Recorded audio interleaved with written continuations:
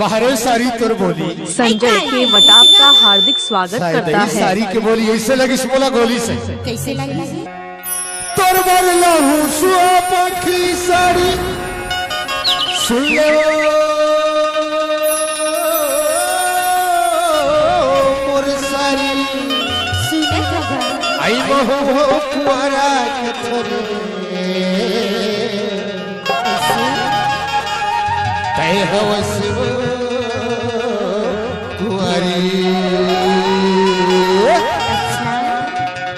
जाता भाई ये तो मेरी बाजार के साड़ी ले हो लीला शहर के साया। संजय के वटाप का हार्दिक स्वागत करता है। चल के गोगा गिरारी तो मेरी मोया मिलन को तुम्हारी के बीच सारी लगी दागरी ये मोर जौई हालती चारों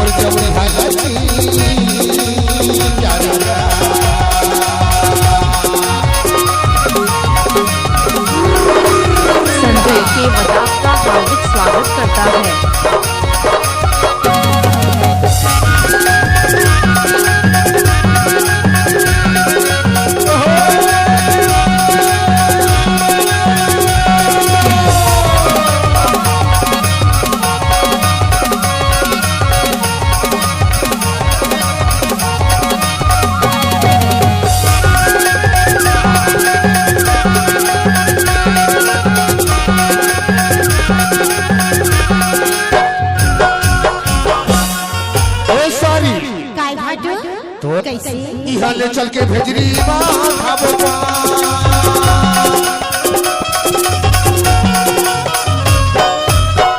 ले चल के भेजरी तो जोड़ी बने रही करोगा चले वो राजा का वो संगवानी तो जोड़ी बने रही मयारू चले वो राजा का वो संगवानी।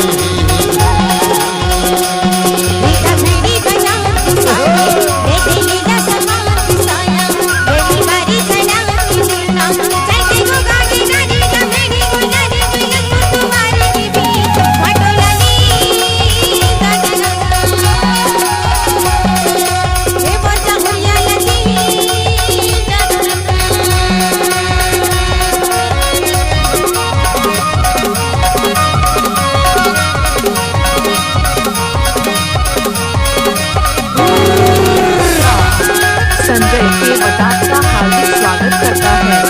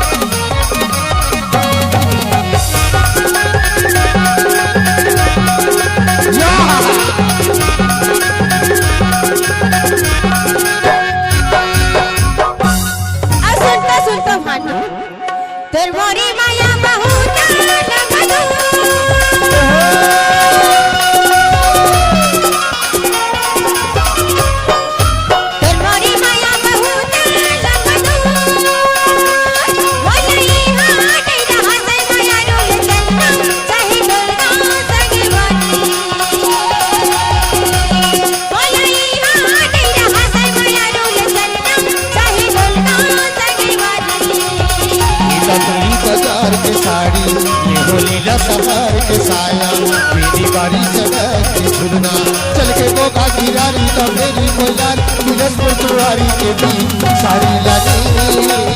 दागरी ये मोर जौई हालती करवा।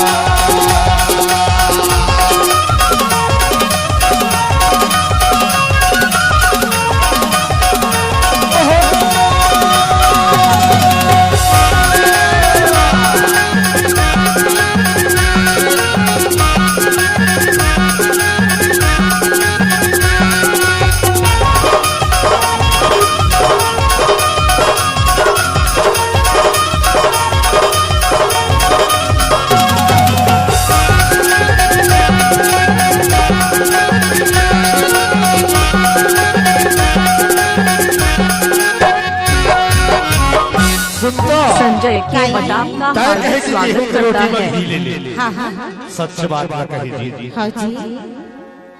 और एक बात मैं कह देता हूं का बात रहेगा आमा की डारला हलाओ कैसे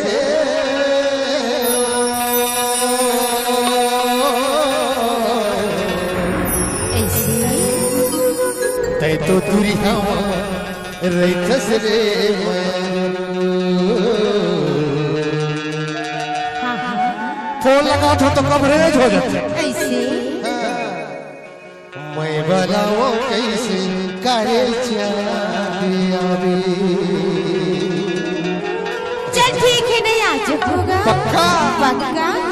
आ जावे हाँ अरे चलते वो कुतबा चलते वो बुढ़वा चलते वो कुतबा चलते वो बुढ़वा तोला आँखी अरे आँखी मारते क्या आँखी मारते सगवानी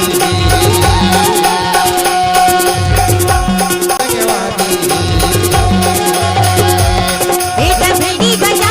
साया बेटी लीला समान साया बेटी बारी कटा झूलना कैसे को गाड़ी रानी ना बेटी को जाने मिलन पर तुम्हारी बीबी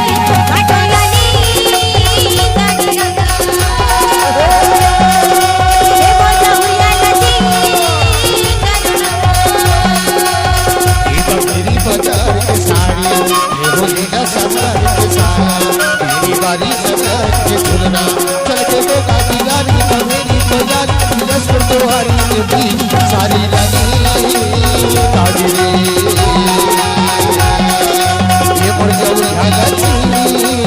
गाना ये मोरी बटोला नी गाना ये मोर जौरी हालती